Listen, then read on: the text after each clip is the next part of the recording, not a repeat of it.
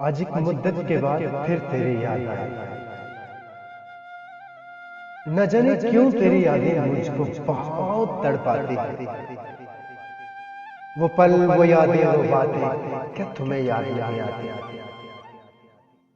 जाना तुमको कैसे बताऊं कि तुझसे बिछड़ जाने के बाद मैं कुछ भी नहीं भूला।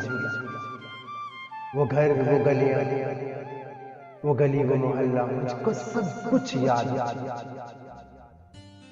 तुम तो कहते थे कि मैं बहुत जल्द लौटाऊंगा, मगर न तुम आए और न तुम्हारा कोई खत आया। उसे कहना हम मजे में हैं,